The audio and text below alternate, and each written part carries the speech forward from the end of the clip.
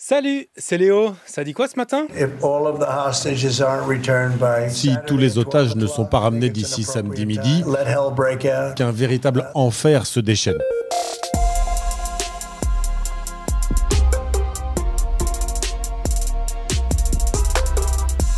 C'est la menace de Donald Trump. Les flammes de l'enfer!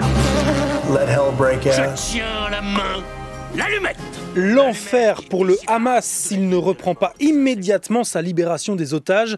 La trêve ne tient plus qu'à un fil avec Israël, accusé par l'organisation terroriste de ne pas avoir respecté l'accord de cessez-le-feu en continuant ces derniers jours à frapper la bande de Gaza et en ne livrant pas toute l'aide nécessaire. On a tous peur que la guerre va reprendre une autre fois. Les habitants de Gaza, comme Samira, font même de nouveau des provisions, sucre, riz, farine au cas où, pendant que l'armée israélienne, elle, se repositionne en alerte maximale à la frontière. 21 otages israéliens ont été libérés depuis le début de la trêve le 19 janvier dernier contre 700 détenus palestiniens. Et donc après le nouveau coup de pression du président américain hier, le Hamas a assuré que la porte restait tout de même ouverte pour que le plan se déroule comme prévu avec de nouvelles libérations samedi, si Israël respecte lui aussi ses obligations. Allez, ce mardi matin, encore un peu de rap du Super Bowl avec ce grand moment pendant le concert de Kendrick Lamar. La venue sur scène de CZA. Et les deux artistes ont annoncé hier qu'ils seront bientôt à Paris. Je t'en dis plus à la fin de l'épisode.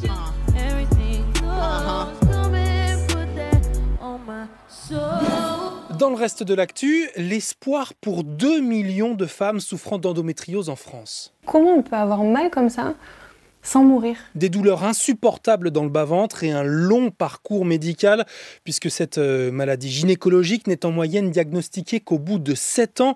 Cela pourrait donc changer à partir d'aujourd'hui. 2500 tests de dépistage salivaire vont être testés, remboursés par la Sécu.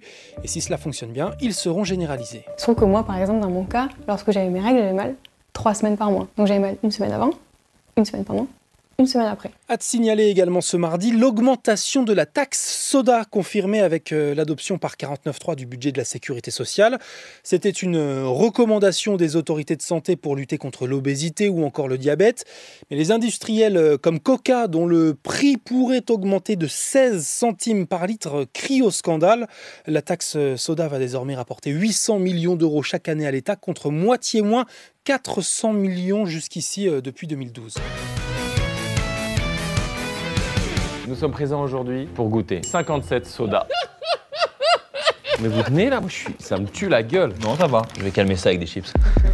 Bon, sinon, ce soir, c'est le début des 8e de finale de la Ligue des Champions. Ça va être dur. Sur un match aller-retour en plus, ça risque d'être quand même compliqué, mais bon, impossible n'est pas brestois. Brest, PSG à 18h45 et Manchester City Real à 21h.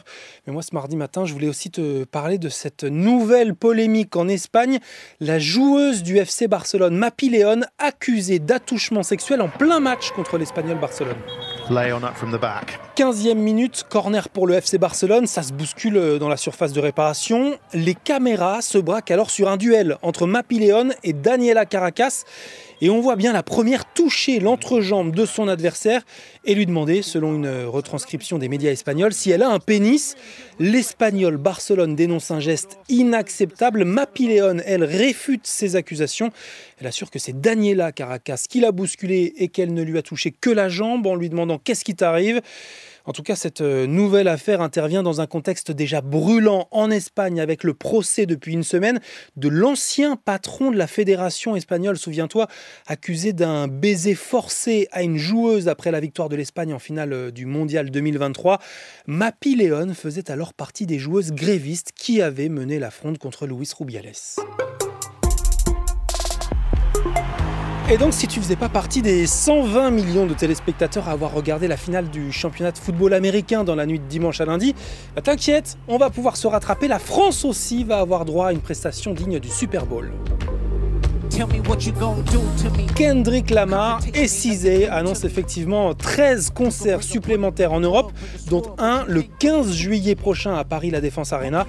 Et la prévente sera disponible dès ce jeudi 13 février à 9h.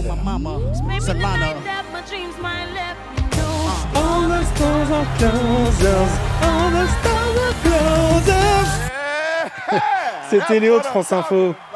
Allez, ciao. What America wants, nice. Don't mess this